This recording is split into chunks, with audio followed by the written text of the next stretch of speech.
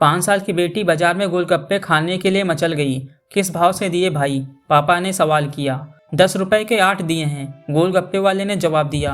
पापा को मालूम था गोलगप्पे इतने महंगे हो गए हैं। जब वे खाया करते थे तब तो 1 रुपए के 10 मिला करते थे।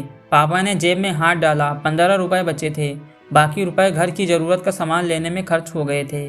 उनका गांव शहर से दूर है, 10 रुपए तो बस किराए में लग जाने हैं। नहीं भाई, 5 रुपए में 10 दो तो ठीक है, वरना नहीं लेने। यह सुनकर बेटी ने मुंह फुला लिया। अरे अब चलो भी, नहीं लेने इतने महंगे। पापा के माथे पर लकीरें उभर आई।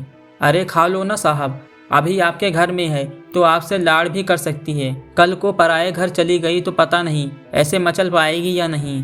तब आप भी तरसोगे बिटिया की फरमाइश पूरी करने को। गोलगप्पे वाले के शब्द थे तो चुभने वाले, पर उन्हें सुनकर पापा को अपनी बड़ी बेटी की याद आ गई। इसकी शादी उसने 3 साल पहले एक खाते पीते पढ़े लिखे परिवार में की थी। उन्होंने पहले साल से ही उसे छोटी छोटी बातों पर सताना शुरू कर दिया था।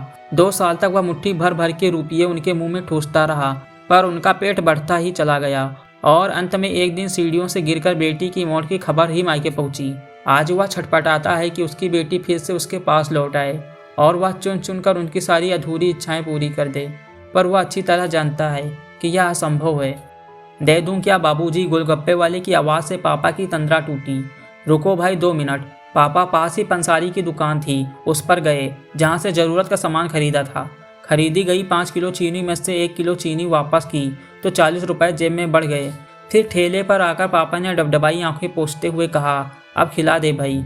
हाँ, तीखा जरा कम डालना, मेरी बिटिया बहुत नाजुक है। सुनकर 5 वर्ष की गुड़िया जैसी बेटी की आंखों में चमक आ गई और पापा का हाथ कसकर पकड़ लिया। जब तक बेटी हमारे घर है उनकी हर इच्छा पूरी करें।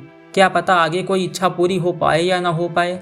ये बेटियां भी कितनी अजीब होती हैं। जब ससुराल में होती हैं तब मायके जाने को तरसती हैं। सोचती हैं कि घर जाकर माँ को ये बताऊंगी, पापा से ये मांगूंगी, बहन से ये कहूंगी, भाई को सबक सिखाऊंगी और मौज मस्ती करूंगी। लेकिन जब सच में मायके जाती हैं तो एकदम शांत हो जाती हैं, किसी से कुछ भी नहीं बोलती, बस माँ बाप भाई बहन से गले मिलती हैं, बहुत बहुत खुश होती हैं, भूल जाती हैं कुछ पल के लिए पति ससुराल।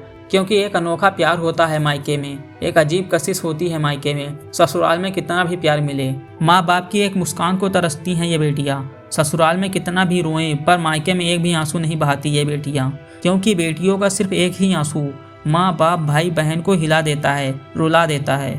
कितनी अजीब हैं ये बेटियाँ, कितनी नटखट हैं ये बेटियाँ। भगवान की अनमोल देन हैं ये बेटियाँ।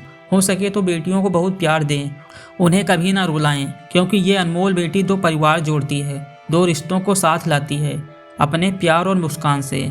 हम चाहते हैं सभी बेटियां खुश रहें हमेशा, भले ही हो वो मायके में या ससुराल में। खुशकिस्मत है वो जो बेटी के बाप हैं, उन्हें भरपूर प्यार दें, दुलार करें और यही व्यवहार अपनी पत्नी के साथ भी करें, क्योंकि वो भी किसी की बेटी हैं और अपने पिता को छोड़कर आपके साथ पूरी ज़िंदगी बिताने आई हैं। उसके पिता की सारी उम्मीदें सिर्फ और सिर्फ आपसे हैं।